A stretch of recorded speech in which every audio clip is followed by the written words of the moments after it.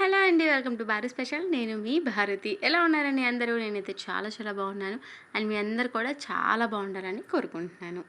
ఈరోజైతే మన వీడియోలో ఒక మంచి మిక్స్డ్ వెజ్ కర్రీ చూపించబోతున్నానండి. అండ్ అది కూడా అసలు ఎటువంటి మసాలాలు యూస్ చేయకుండా ఈ రెసిపీని అది కూడా జస్ట్ పావు గంటలో చేసుకునేలాగా చూపించబోతున్నాయండి. అండ్ ఈ రెసిపీ చూసే ముందు మన ఛానల్ కనుక ఎవరైనా ఫస్ట్ టైం చూస్తున్నామనంటే ప్లీజ్ సబ్స్క్రైబ్ చేయండి.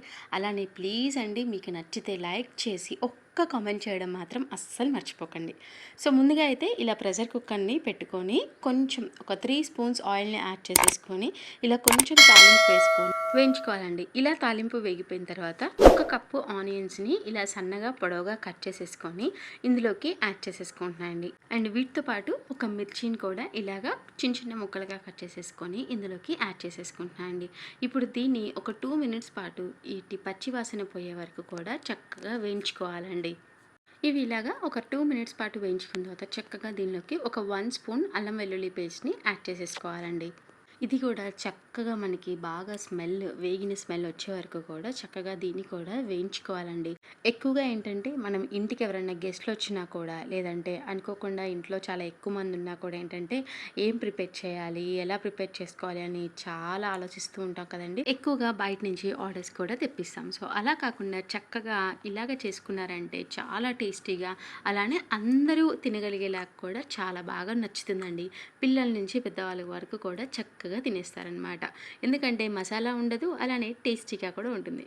సో ఇవి ఇలాగా చక్కగా వేగిపోయిన తర్వాత ఇందులోకి మనం క్యారెట్ అండ్ అలానే పొటాటోస్ని ఈ రెండింటిని కూడా మనకి ఏ సైజులో కావాలో చక్కగా ఆ సైజులో కట్ చేసేసుకొని ఇందులోకి యాడ్ చేసేసుకొని ఒక 2 to 3 మినిట్స్ పాటు చక్కగా దీన్ని కంబైన్ చేసుకుంటూ కుక్ చేసుకుంటూ ఉండాలండి.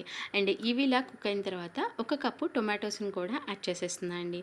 సో ఇలా టొమాటోస్ని యాడ్ చేసిన తర్వాత నేనేంటంటే ముందుగానే సోయాస్ని ఒక బౌల్లో వాటర్ వేసి అలానే సాల్ట్ వేసి ఒక 10 మినిట్స్ పాటు సోక్ చేసుకొని ఉంచుకున్నాను అనమాట. సో అవి వాటర్ తీసేసేసి ఇందులోకి జస్ట్ ఇలాగా యాడ్ చేసేస్తున్నాను.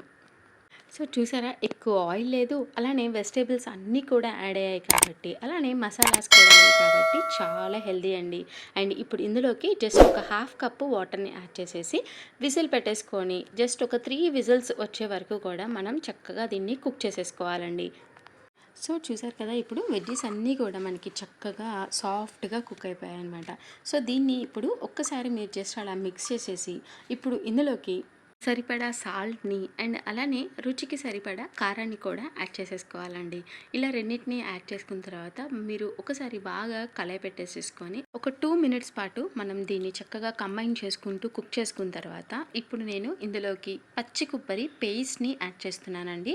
ఓన్లీ పచ్చి కొబ్బరి పేస్ట్ అండి. అంటే జస్ట్ చిన్న పీసెస్గా కట్ చేసేసి కొంచెం వాటర్ యాడ్ చేసేసి దీన్ని బాగా పేస్ట్ లాగా మెత్తగా ప్రిపేర్ చేసేసుకొని ఇందులోకి యాడ్ చేసేస్తున్నానండి.